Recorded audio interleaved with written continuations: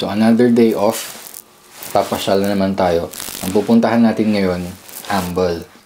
Let's go!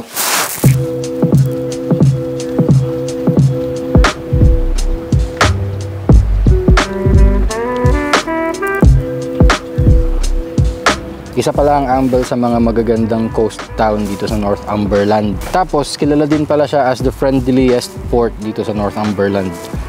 Actually, hindi ako sure kung dito lang sa Northumberland yun o kung sa buong England. Basta nakalagay na friendliest port siya. Tapos nakakita ako ng Puffin Cruises kanya. Hahanapin ko din yun. Tingnan natin kung magkano yung bayad para masubukan din natin pumunta doon sa doon sa Fern Island yata yun. Basta yung island na yun. Today is Tuesday and it's already 1 in the afternoon. And look at the place. Look. It's empty. Nakaka-relax yung lugar.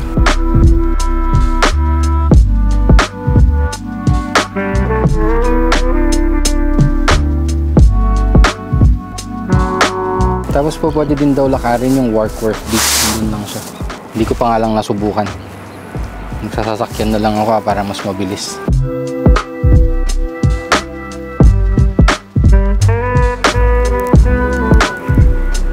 Nag-avail tayo ng 20 pounds na Puffin Cruise. Tapos bumili tayo ng 3 pounds 50 na jalapeno sausage roll. Medyo mahal siya pero malaki.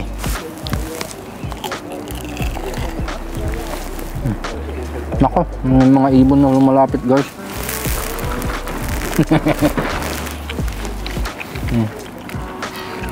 Ang pagkain.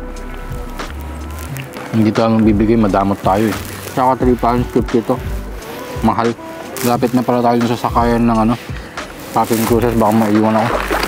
Tapos sabi pala ng mga katrabaho ko, masarap din daw kumain dyan sa fish shack. Pero hindi ko pa rin nasubukan kasi wala akong dalang perang pangkain.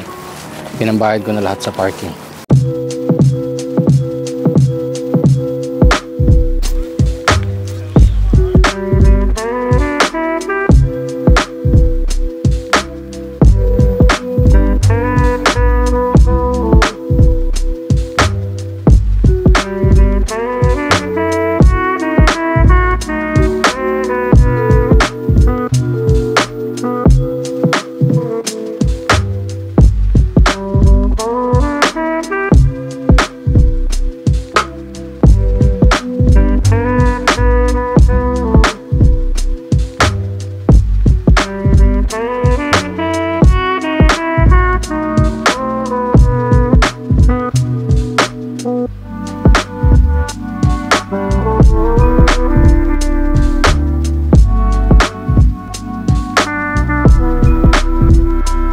Na natin yung natirang pagkain. Makarami talaga nung nabili kong sausage roll. Hindi ko pa naubos. Inuubos ko pa lang yung katatapos lang ng Puffin Cruise. Anyway, that's it for today. This is Amble and it's a really nice place to walk around. My personal review, 5 stars. Ano ba yan? Tapos na yung video. Next time na lang ulit. Tapos i-flex ko lang pala yung pinagbilhan ko ng pasalubong para doon sa asawa ko. Maganda yung mga tinda nila. Wait lang, papakita ko sa inyo kung ano yung binili ko.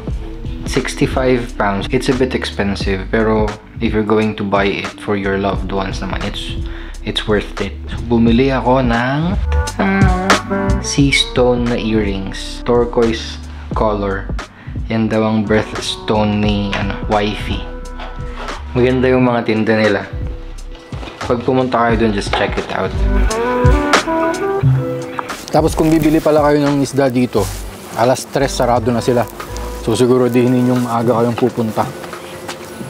Alright?